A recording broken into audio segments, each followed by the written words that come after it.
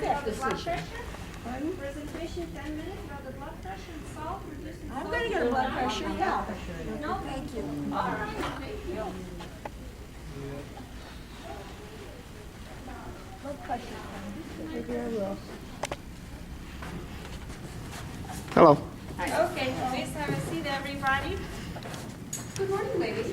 Morning. I'm not her instructor or anything, but I am the nurse for the city of Strongsville from Southwest. I know you guys see me sit there taking blood pressures all the time. And you're getting sneaky. Huh? And I'm getting sneaky. I'm not really getting, I am getting a little bit sneaky. I just want to let you guys know that we do have a lot of educational programs from the hospital here at the center in the library. I always keep everything posted on the wall. You're welcome to anything we do. But she had asked me, she's a student from, Alina's a student from Akron, and she is doing her community outreach rotation or class or whatever they call it, and she wants to give a presentation to you guys on blood pressure and how to control it. So enjoy, and I will see you soon. Okay. Thank you very much for staying after class. And first of all, applause to everybody for keeping yourself active. That reduces your blood pressure. Thank you. Okay, so let's start from what it is blood pressure. Systolic, diastolic. You hear those words many times when everybody takes your blood pressure. Like me, I'm a nurse at the Fairview Hospital Cleveland Clinic. So when we say blood pressure, hypertension, people say, "Oh, blood pressure and hypertension is the same thing." Yes, that is the same thing. Blood pressure is two numbers, systolic and diastolic. Systolic is the first number you hear from your healthcare professional. It means the pressure, which the force which forces your blood to go through your vessels. That's the force, that's the first number. The second number is the diastolic blood pressure, is the arteries relax after that force. After the big push, your arteries relax and allow your heart to fill with blood. So that's the second number. The risk for high blood pressure there are many actually. First of them is family history. The second is advanced age. It's gender, it's lack of physical activity, it's poor diet, including especially diet with a high inclusion of salt in whatever you eat.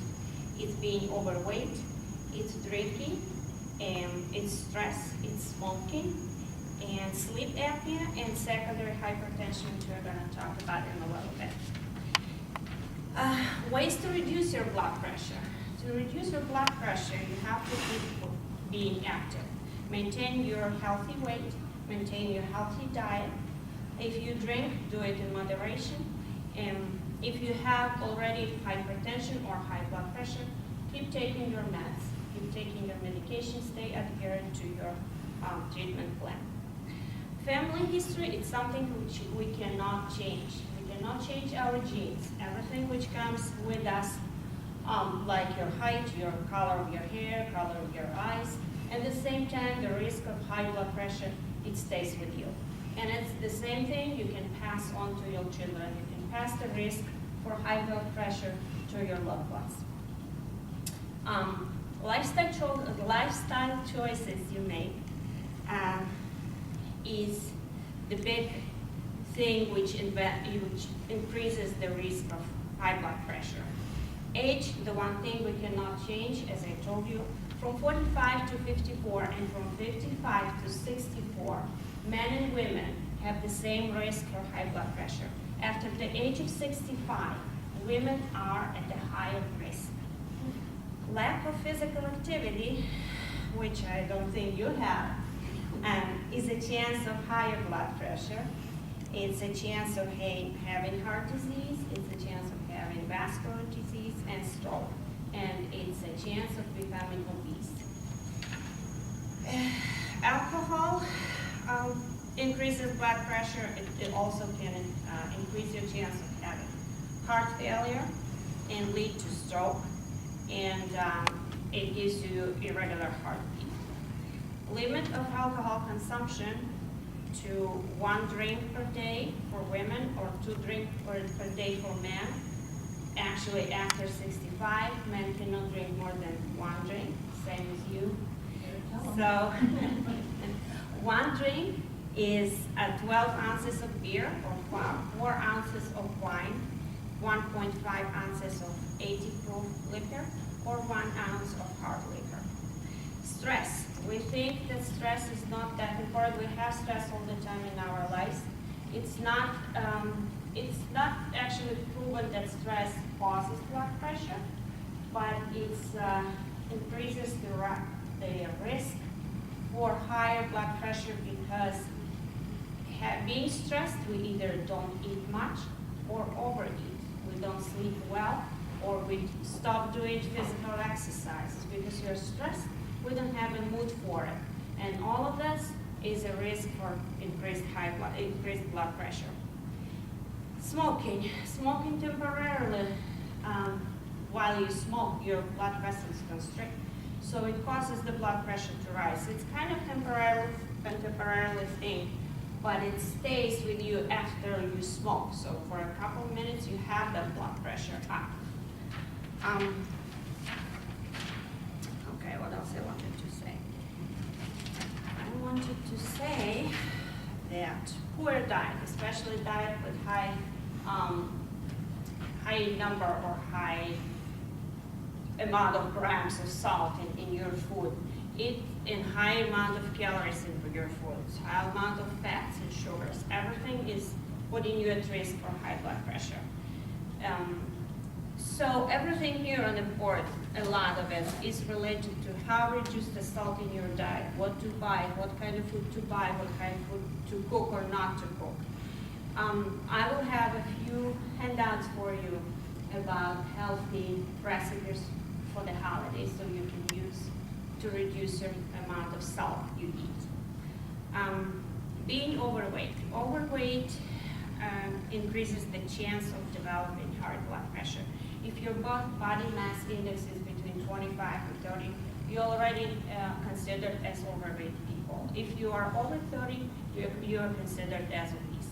So I have with me the body mass index table so you can take a look at those and figure out where you are at with your weight and what kind of changes in your life you can make. So when you try to reduce amount of fats and everything and lose some weight, the healthy way to do it is to reduce your diet per day, like 500 calories per day less. So this is the healthy way to reduce your weight. Okay, the next thing is sleep apnea. Sleep apnea is, you know what it is. It's like you sleep at night and you feel you don't have an air, nothing to breathe with. So you wake up, you do this, right? So this is sleep apnea. So it's a potentially life-threatening disorder, and it's like tissues in your throat are collapsing and closing your airway. So you wake up to your brain sends you a signal that you don't have enough air, enough oxygen in your body. And that's when you do this, you wake up. So it makes you tired during the day. It makes you less focused on your daily activities. If you drive, you're not focused on your driving very much because you're tired. So this is a big number one safety risk, I would say, because it makes you less alert and less safe. And it's also a risk for high blood pressure, diabetes, and as well as stroke. One thing I want to talk to you about is also secondary hypertension. Secondary hypertension, you probably hear that from your doctor. It's something that appeared, it's like you had a pre-existing problem which caused your high blood pressure. It can be kidneys abnormality, it can be your aorta abnormality, the big vessel which goes out of your heart and pushes the blood all over the body. So it happens sometimes if kids are born with that. So the good thing is some of those abnormalities can be fixed, as well as like you fix that, and then your high blood pressure becomes normal, has a chance to become normal. If you keep the other healthy habits in your life. What are the ways to reduce high blood pressure? But living a healthy lifestyle can help you with that. Eating healthy diet, as I told you, here are some tips for you for that. Maintaining healthy weight, we talked about it. Check your BMI as well. As I said, I have some tables with me, so you can do that. Sometimes doctors measure your hip to waist ratio or waist to hip measurements and tell you that you have some excess of fat you need to lose. There is no magic formula for any weight loss. There is not really. So as I said, you can begin, if you need to lose weight, begin healthy. Start, think of 10% of your weight you have right now. And if you can lose 10% of your weight, of your current weight, that's gonna be a good goal for you. Eat less calories than you usually do. How many calories you burn during the day is supposed to be, it depends on your body size and how physically active you are. Stay physically active, and Center of Disease and Control Prevention gives us the number which we recommend people to exercise, and it's 2 hours, 30 minutes, moderate intensity exercise. Moderate intensity means if you don't exercise at all, if you have just watch TV and sit on the couch, it means 0. If you exercise vigorously, it means 10. So moderately exercising means 5, 6, something in between. So if you keep exercising at least 3 days a week, or every day is the best way to exercise. Exercise every day, 30 minutes at least, and if more, the better. And then keep muscle strengthening exercises twice a week at least. So muscle strengthening exercises can be lifting weights if you can, just little weights, working with resistant bands, those rubber bands. You pull out push-ups, sit-ups. Sometimes you can or cannot do that. But the main idea is to exercise all parts of your body, like your hands, your hips, your abdomen, your chest, everything you can. So, healthy lifestyle, which includes this exercising, and eating healthy, and staying active, and limiting alcohol, and it's not smoking, keeping your medications on time and everything. This is your plan to lower the blood pressure if you are, if that's your goal, to stay healthy, alive longer. So healthy, as I said, the healthy lifestyle you're trying to lead with those exercises and trying to eat healthy in everything you do, it never will say, okay, I'm healthy enough, I'm stopping my meds, I don't need to take anything. So it's not the case. There's no shortcut that can substitute for the medication, which are clinically proven and scientifically proven to help you to stay healthy. 25%, some statistics are kind of scary to me as the healthcare professional, because 25% of adults of 65 years of age and more. With Medicare Part D, now we have Medicare Part D to help us with our drug prescriptions, they are not taking their medications, blood pressure medications as directed. It's 5 million people. About 70% of adults 65 and older have high blood pressure, 70%. 5% don't have them under control. So 70% have blood pressure problem. 50% of the people with that problem don't control it. So don't beat this 50%. Okay, you have to take,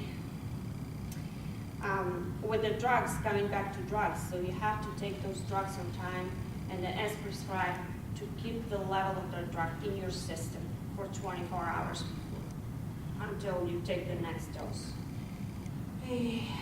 Because if you don't, well, I'll see you in the hospital, and it's gonna cause the worsening of whatever condition you have, and it's gonna increase the cost of the health care for you. And it's, again, it's your hospitalization. So stay healthy and keep your heart blood pressure under control. Read my presentation here. It's not the whatever I talked about, it's a little different. So as I said, it's about the salt, it's about your risk, it's about cholesterol as well, because that's a part of high blood pressure control.